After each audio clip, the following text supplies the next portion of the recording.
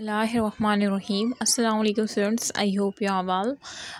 बेटे आज जो है हम ज़ीरो फील्ड लोकेशन को देखने जाएंगे। ठीक है, थोड़ा सा मैंने इससे पहले लेक्चर में एक्सप्लेन कर दिया, ठीक है, लेकिन वो आधा लेक्चर था तो इस वजह से मुझे अभी दोबारा से ज़ीरो फील्ड लोकेशन का स्टार्ट से इसमें बताना पड़ेगा। बेटे सीक्वेंस से लेक्चर देखिएगा, मैंने पार्ट 1, पार्ट 2, पार्ट 3 इस तरह से करके मेंशन किया है। ठीक है, सो पार्ट की सीक्वेंस को लाजमी देखेगा, उसी सीक्वेंस से चलेगा। कोशिश कीजिएगा कि जो मैं ये लेक्चर अपलोड कर रही हूँ साथ साथ आप देखते जाएं, ठीक है, ताकि अगर रात को मैं आपको कोई टेस्ट लिंक प्रोवाइड करती हूँ या 5 पेपर के MCQs अगर लाइव भी अगर आना हुआ तो आप आंसर कर सकें। ठीक है, तो साथ साथ लेक्चर को कवर करते जाएं। इतना कोई मैं लंबा लेक्चर नहीं बता रही, सारी इम्पोर्टेंट चीज़ों को मैं बस एक ओवरव्यू करके दिखा रही हूँ। ठीक है, लेकिन मैं अपनी आदत से बात भी नहीं आती, मैं फिर एक्सप्लेन करने के चक्कर में थोड़ी बड़ी बढ़ जाती है वीडियो ना। सो बेटे ज़ीरो फील्ड लोकेशन जो है ना, इसको समझते हैं। ज़ीरो फील्ड लोकेशन, सबसे पहले अगर ज़ीरो फील्ड लोकेशन आपको फाइंड करने को कहा जाए तो आपने ये देखना होगा कि आया सिमिलर चार्ज है या अपोजिट चार्ज है। क्योंकि अगर सिमिलर चार्ज होंगे ना तो ज़ीरो फील्ड लोकेशन चार्जेस के बिटवीन होगी और स्मॉलर चार्ज के करीब होगी। और अगर अपोजिट चार्ज है तो ज़ीरो फील्ड लोकेशन जो है outside the field, outside the charge होगी। ठीक है, बिटवीन द चार्जेस नहीं होगी बल्कि आउटसाइड द चार्ज होगी ज़ीरो फील्ड लोकेशन, और स्मॉलर चार्ज के करीब होगी। तो ये दो चीज़ें आपने लिख लेनी है अपने पास। ठीक है, यहाँ पे मेंशन भी है कि जब चार्ज सिमिलर हो तो ज़ीरो फील्ड हमेशा चार्ज के बिटवीन होगा और स्मॉलर चार्ज के करीब होगा। जब चार्ज अपोजिट हो तो ज़ीरो फील्ड हमेशा चार्ज के बाहर वाली साइड होगा और स्मॉलर चार्ज के करीब होगा। ठीक है, अब यहाँ पे वैल्यूज़ तो दी नहीं कि आप देखिए कौन सा छोटा है कौन सा बड़ा है, तो यहाँ पे एक हिंट दी हुई है कि Q2 जो है वो Q1 से छोटा है। अब बहुत से बच्चों को ये ही समझ नहीं आता कि ये बड़ा है या छोटा है, तो मैंने ये एग्जाम्पल दी थी कि ये मछली का क्या है, यहाँ पे शो नज़र आ रहा है ना। ठीक है, तो मैंने एग्जाम्पल दी थी कि ये देखें ये मछली, हम बचपन में हमें टीचर ने ऐसे ही समझाता है कि ये मछली का क्या है, मुंह है। ठीक है, तो मछली का मुंह जब बंद होता है तो इसके सामने जो भी वैल्यू होगी वो छोटी होगी। जैसे कि ये देखें यहाँ पे मछली का मुंह बंद है तो क्या है, ये 4 छोटा है। और देखिए मछली का मुंह जहाँ पे खुला है और वहाँ पर जो वैल्यू होगी इसके सामने वो बड़ी है, तो इसका मतलब 5 बड़ा है 4 से, तो ये तो जाहिर सी बात है। तो इसी तरह से मैंने ये एग्जाम्पल दी है, ये जो मैंने आपको बताया। तो इसी तरह से ये देखिए मछली का मुंह जो है या Q2 के सामने बंद, इसका मतलब Q2 छोटी वैल्यू है, तो ज़ीरो फील्ड लोकेशन जो है कहाँ किसके करीब होगी, Q2 के करीब होगी। ठीक है बेटे, इस तरह से। अच्छा, फिर इन्होंने जो है ना सेम E1 में ये आपको पता है कि electric field intensity two point charges का फार्मूला क्या था, KQ/R²। ठीक है, यही था ना, E=KQ/R², ये फार्मूला था।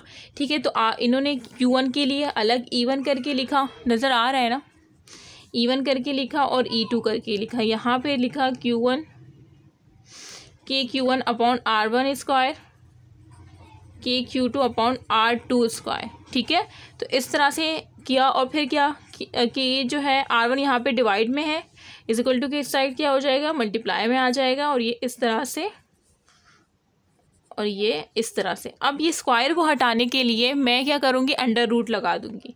ठीक है, मैं यहाँ पे क्या करूँगी, R1 = R2, ये स्क्वायर हट जाएगा और यहाँ पे क्या आ जाएगा, अंडर रूट आ जाएगा।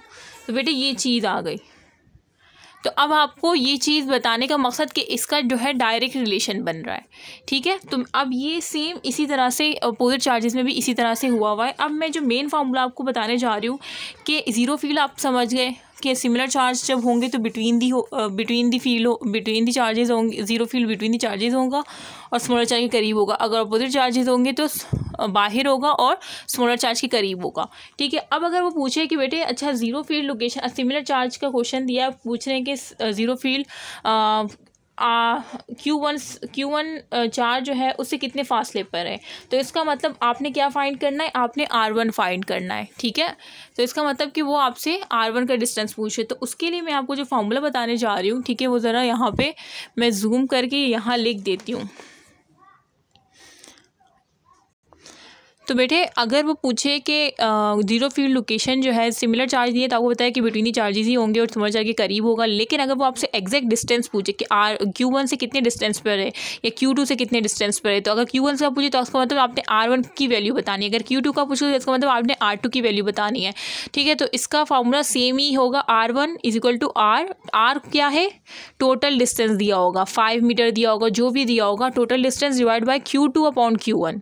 ठीक है, और +1 R1। अब देखिए R1 निकाल रहे हैं ना आप, तो आप अंडर रूट में Q2 अपॉन Q1 लिखेंगे, लेकिन अगर आप R2 की वैल्यू निकाल रहे हैं तो Q1 अपॉन Q2 रखेंगे।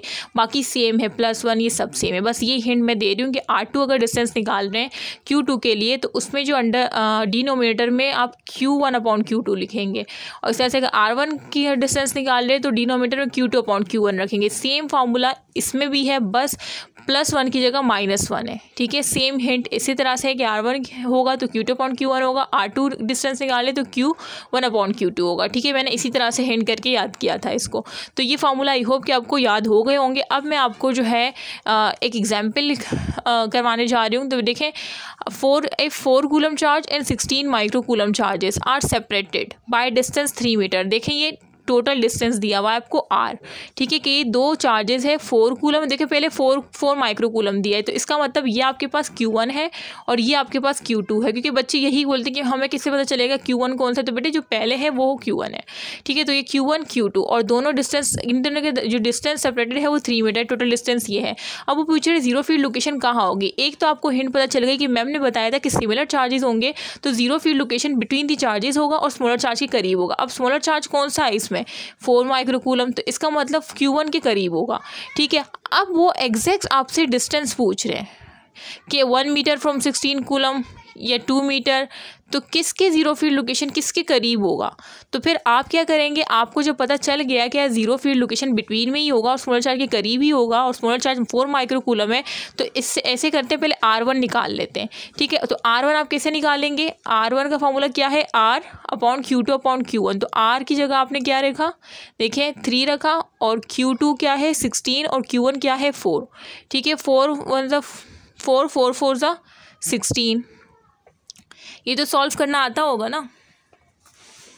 देखें, वो आप R1 निकाल रहे हैं। ठीक है, आपने फार्मूला लिखा Q2 अपॉन Q1 +1। R आपको 3 दिया है, Q2 आपको 16 और 4। ठीक है, 4 1 ज़ा 4, 4 4 ज़ा 16। तो आपके पास क्या आया है, 3 अपॉन √4 +1। अब 4 का स्क्वायर करें तो 2 2 ज़ा 4, तो ये क्या हो जाएगा 3 अपॉन 2 +1। ठीक है, तो ये हो जाएगा 3 अपॉन 3, तो 3 1 ज़ा 3, 3 1 है, तो आंसर क्या आया 1 मीटर। तो इसका मतलब R1 जो है 1 मीटर है कि 1 मीटर। अब देखें, ये अगर आपका 1 मीटर है यहाँ पे दिया हुआ है या नहीं, 1 मीटर फोर किस R1 निकाला है, इसका मतलब 4 माइक्रो कूलम का निकाला है। तो 4 माइक्रो कूलम देखिए यहाँ भी है, यहाँ भी है, यहाँ भी है, तो 4 माइक्रो 2 मीटर तो नहीं आया, 4 मीटर, तो 1 मीटर फ्रॉम 4 माइक्रो कूलम। तो करेक्ट ऑप्शन इज C। देखिए ये आपके काम आ गया है ना, तो इस तरह से ये हिंट आपके काम आएगी। और इसी तरह से अगर R1 का कोई भी फॉर एग्जांपल यहाँ पे कोई दूसरा मीटर होता और Q1 के डिस्टेंस से मैच नहीं कर रहा होता, तो फिर आप R2 के डिस्टेंस पे जाते हैं। ठीक है, आपको हिंट से ही समझ आ गया था कि यार सिमिलर चार्ज के बिटवीन हो, सिमिलर चार्ज है तो बिटवीन होगा और स्मॉलर चार्ज के करीब होगा, तो इससे अच्छा हम क्या R1 ही निकाल ले, वही आंसर होगा, वही आ गया। ठीक है, लेकिन यहाँ पे 3 4 माइक्रो कूलम दिए थे। अब 4 मीटर था, 2 मीटर था, 1 मीटर था, उसके लिए फिर आपने सॉल्व किया।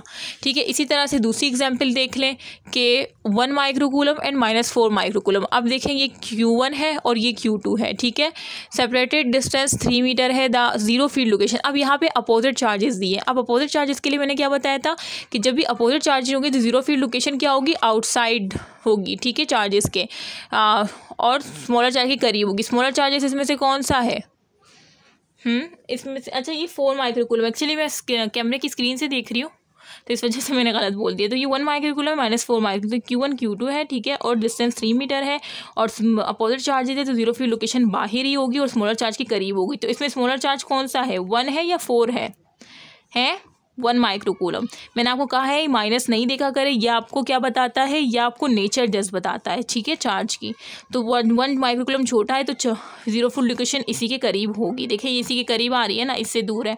अच्छा, अब ये तो आपको पता है कि यार अपोजिट चार्जेस है, जीरो फील्ड लोकेशन बाहर होगी और स्मॉलर चार्ज के करीब होगी, वो आप दिख भी रहा है आपको, लेकिन कितने मीटर होगी, कितने मीटर देखें 1 माइक्रो। तो आप पहले R1 निकालेंगे। R1 निकालने के लिए आप देखें सेम फार्मूला लगेगा, लेकिन क्योंकि ये अपोजिट चार्ज है तो यहाँ पे +1 नहीं लगेगा, बल्कि क्या लगेगा -1 लगेगा, बाकी सेम फार्मूला होगा।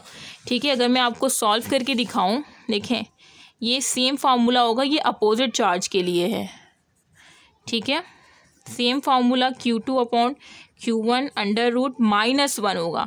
अब R कितना था, 3 था, Q2 कितना था, Q2 4 था और Q1 था 1, ठीक है, और -1, तो ये क्या हुआ, अंडर रूट 4 -1 और ये हो जाएगा 3 2 -1, तो ये क्या हो जाएगा, जब 2 -1 करेंगे तो 1 ही आएगा, तो 3/1 और आपका आंसर क्या आया, 3 मीटर। तो इसका मतलब 3 मीटर फ्रॉम 1 माइक्रोकूलम, ये रहा करेक्ट ऑप्शन इज सी, ठीक है। ये आपने देख लिया ना, ये जो मैंने सॉल्व करके दिखाया, ठीक है। ये -1 आएगा, अपोजिट चार्ज जब होगा ना तो -1 होगा, जब सिमिलर चार्ज होगा तो +1 होगा, बाकी सेम फार्मूला होगा। आपके पास आंसर क्या है, 3 मीटर, तो 3 मीटर फ्रॉम 1 माइक्रोकूलम R1 के लिए किया था ना। तो देखें इस तरह से आपको जीरो फील्ड लोकेशन के MCQ सॉल्व करने आने चाहिए। अब आपके पास पेपर में जितने भी आए ना, आपने फ़ौरन अभी सॉल्व कर लेने, और जो मैंने ये सिखाया है, जो मैंने ये ट्रिक दी है, ये फार्मूला अपने पास लिख लेने, ये R1 और R2, और जो भी मैंने बताया है इसमें जो भी ट्रिक्स दी है कि भाई सिमिलर चार्ज होगा तो बिटवीन होगा, अपोजिट चार्ज होगा तो जीरो फील्ड लोकेशन आउटसाइड होगी, ठीक है। और ये जो मैंने सोल्यूशन करके दिखाया, ये आपने करना है, एक दफ़ा आपने करना है, एक दफ़ा में नहीं आए तो 2 दफ़ा करें। देन अपने पास पेपर जो टॉपिक वाइज आपके पास MCQs होंगे 5 पेपर के, तो वो सॉल्व करें, ठीक है। इस तरह से आपकी ग्रिप बहुत ज़्यादा मजबूत हो जाएगी टॉपिक पे। देखिए मैं कोशिश करूँगी कि अगस्त में ही हम एटलीस्ट सेकेंड ईयर फिज़िक्स को कंप्लीट कर सकें, ठीक है, इंशाल्लाह।